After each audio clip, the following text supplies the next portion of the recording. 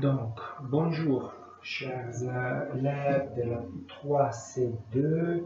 Donc, Kelly, Loïc, Laetitia, Raphaël, Hubert, s'il vous plaît.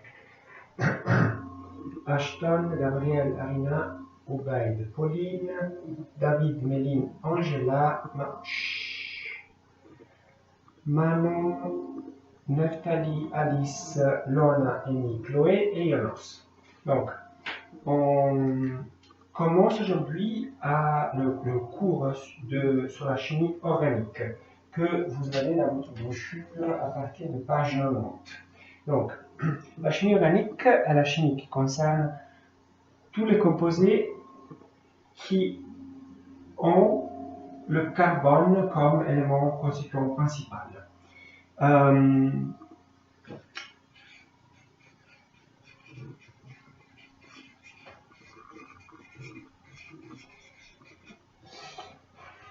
On l'appelle chimie organique parce que donc, pratiquement cette chimie concerne tout ce qui vous entoure parce que nous sommes faits de carbone, voilà, de grande partie, notre chair est faite en carbone, les cheveux, nos yeux, mais tous les êtres vivants sont faits de carbone et aussi beaucoup de ce qui vous entoure, comme le plastique, est fait de carbone.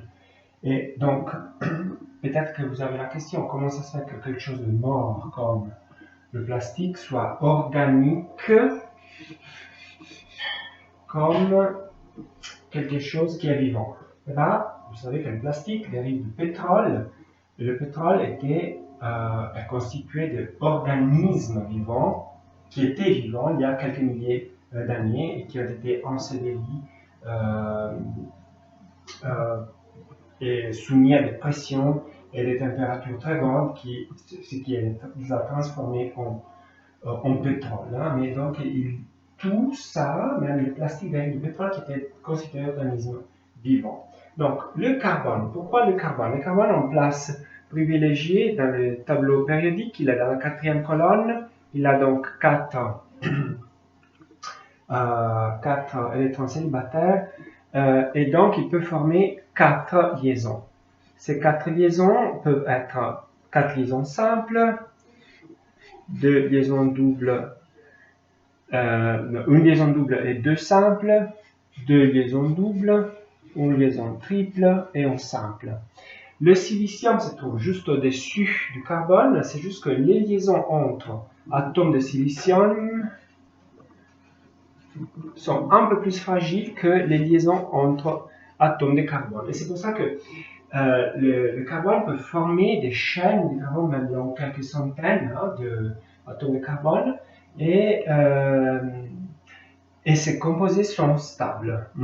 On a donc des millions de composés formés par des atomes de carbone, et la chimie organique s'occupe de les étudier, de les placer, et de surtout étudier les réactions qu'on peut faire avec ces composés. Donc, les composés les plus stables, les plus simples du carbone sont les composés du carbone avec l'hydrogène, donc les hydrocarbures. Les composés formés de carbone et hydrogène.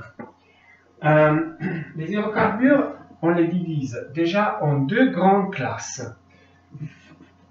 Les composés qui ont un cycle, au moins un cycle, qui est fait comme ça. Donc,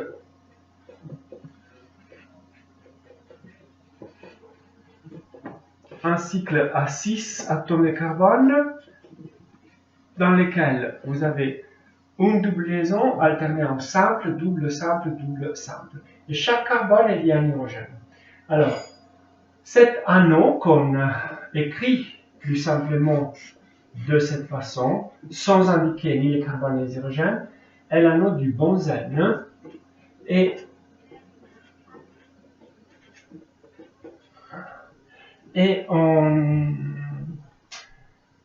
il faut au moins un anneau de ce type-là pour caractériser les atomes, les composés qui s'appellent composés aromatiques.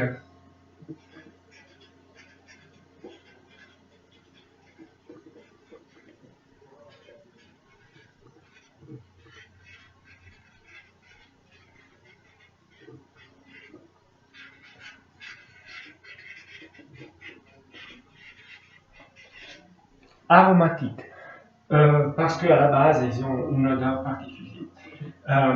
Donc, nous n'allons pas étudier les composés aromatiques qui doivent avoir, je répète, au moins un anneau de ce type-là. Donc, vous pouvez avoir, par exemple, des composés comme ça, avec deux anneaux liés ensemble, ou comme ça, avec trois. Et bien sûr, après, d'autres groupes particuliers qui sortent de cet anneau.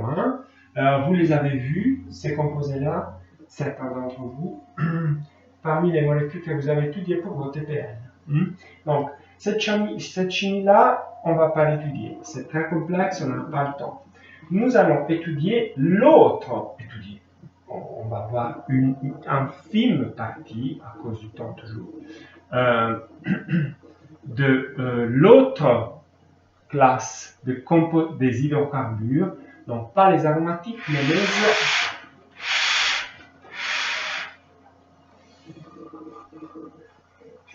hydrocarbures aliphatiques.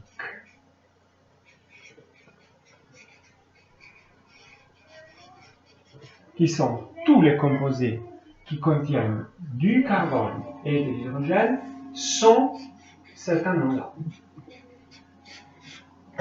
Donc, ils peuvent être linéaires, donc avec des chaînes de carbone comme ça, ou cycliques, mais même s'ils sont cycliques,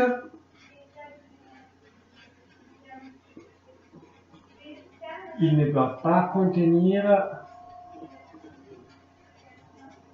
un cycle de ce type-là. Donc, les aliphatiques, il y a une énormité déjà de composés de ce type. Pour faire de la chimie organique, il faut voir comment on va écrire les formules.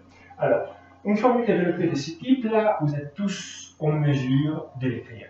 Par contre, vous voyez que on se fatigue un peu avec toujours CH. Donc, on a développé des formules un peu plus agiles. Par exemple, ce carbone qui est lié à 3H, on l'écrit CH3. Donc on indique des groupes qui sont un peu plus rapides à écrire. Ce CH3 est lié au CH2. Donc on écrit un CH2 lié au CH3. Et ce CH2 est lié à un CH3 final. On fait plus rapidement, on fait plus vite, pardon, si on écrit ça que ça.